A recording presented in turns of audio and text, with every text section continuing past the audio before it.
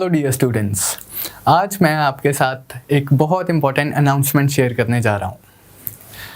हम different government exams की तैयारी कर रहे हैं। जो बच्चे हमारे साथ जुड़े हुए हैं, चाहे वो हमारे पेड प्लेटफॉर्म्स के ऊपर हैं, चाहे वो यूट्यूब कम्युनिटी की अगर हम बात करें और पब्लिक प्लेटफॉर्म्स की अगर हम बात करें, तो जब भी हम किसी गवर्नमेंट एग्ज़ाम की तैयारी करते हैं तो उसकी जो सिलेबस कवरेज है that is one aspect of the तैयारी, but an equally if not more important aspect of the तैयारी इज़ कि हम कितनी ज़्यादा MCQ प्रैक्टिस करते हैं, कितने ज़्यादा टेस्ट देते हैं। तैयारी जो सिलेबस कवरेज है, जो भी डिफरेंट एग्जाम्स की कवरेज की हम बात करें, चाहे क्वांट वाला सेक्शन है, रीजनिंग वाला सेक्शन है, जीके वाला सेक्शन है, इनकी पढ़ाई तो हमने करनी ही करनी है।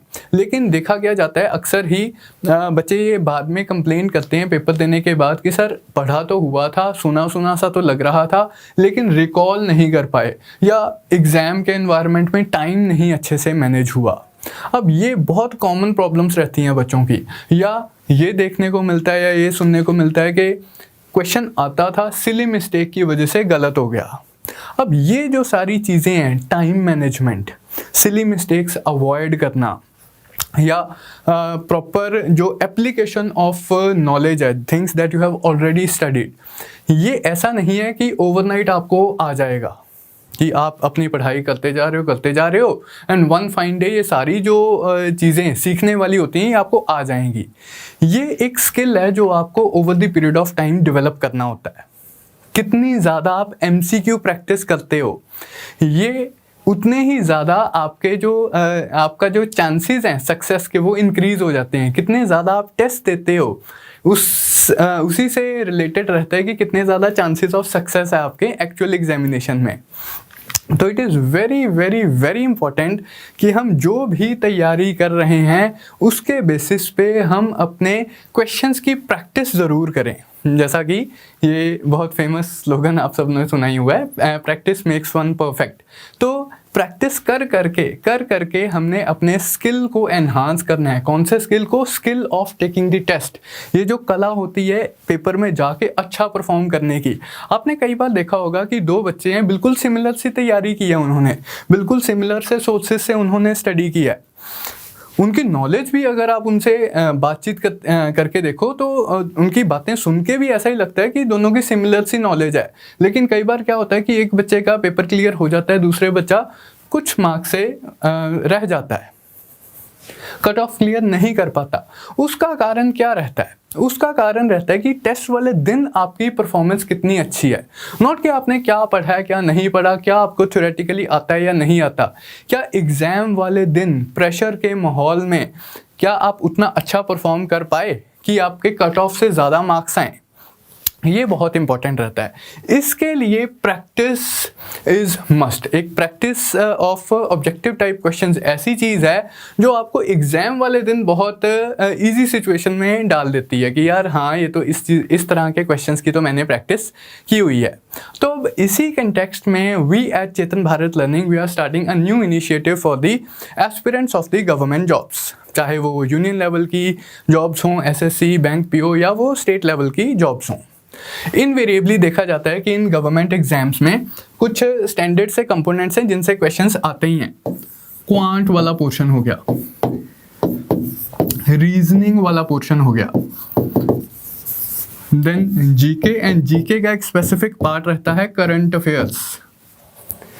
English very important. ऑलमोस्ट हर गवर्नमेंट एग्जाम में इंग्लिश रिलेटेड क्वेश्चंस आपको आते ही आते हैं। वोकैब रिलेटेड आ जाते हैं, ग्रामर रिलेटेड आ जाते हैं, या सेंटेंस करेक्शन टाइप, वो जो कि ग्रामर से ही डिराइव्ड होते हैं। इस तरह के क्वेश्चंस आपके इंग्लिश के रहते हैं। तो ये जो 5 कंपोनेंट्स हैं बहुत एसेंशियल रहते हैं किसी भी गवर्नमेंट एग्जाम की हम तैयारी कर रहे हैं।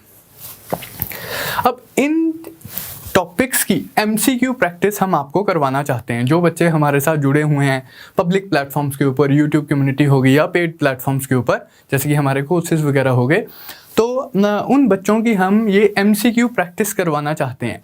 तो एक आइडिया तो ये फ्लोट हो रहा था, ये जो हम आपस में डिस्कस कर रहे थे कि किस तरह से बच्चों की MCQ प्रैक्टिस करवाई जाए, कि हम MCQs की डिस्कशन करवा देते हैं बच्चों के साथ।